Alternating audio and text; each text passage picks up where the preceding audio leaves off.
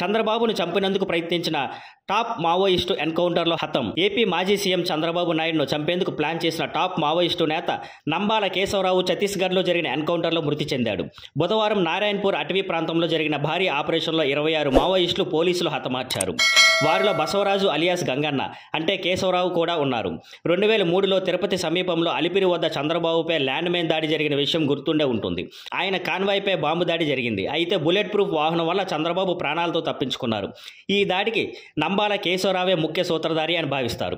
నంబాల కేశవరావు ఏపీలోని శ్రీకాకుళం జిల్లాకు చెందినవాడు. ఇంజనీరింగ్ చదివిన తర్వాత నక్సలైట్ ఉద్యమంలో చేరాడు. కాలక్రమంలో సిపిఐ పార్టీ కేంద్ర కమిటీ ప్రధాన కార్యదర్శిగా ఎదిగాడు. దండకారణ్య ప్రాంతాల్లో కీలకంగా పనిచేశాడు. ఇతడు గతంలో టీడీపీ మాజీ ఎమ్మెల్యే కిదారి సర్వేశ్వరరావు, సివేరి సోమ హత్యలు వంటి పలు రాజకీయ హత్యల్లో కూడా నేరుగా పాల్గొన్నాడని ఆరోపణలు ఉన్నాయి. కేవలం హింసాత్మక దాడులే కాకుండా మావోయిస్టు పార్టీ ఆలోచనాత్మక నిర్మాణాత్మక మార్పులకు ఇతడి పాత్ర కీలకమైనది. ఇతడి మీద 1.5 కోట్లకు పైగా బహుమతి ఉంది. కేంద్ర ప్రభుత్వం ఆపరేషన్ కాగార్ పేరుతో చేపట్టిన మావోయిస్టులు నిర్మూలనలో ఇది ఒక పెద్ద విజయంగా భావిస్తున్నారు. Thank you for watching. Please like, share and subscribe.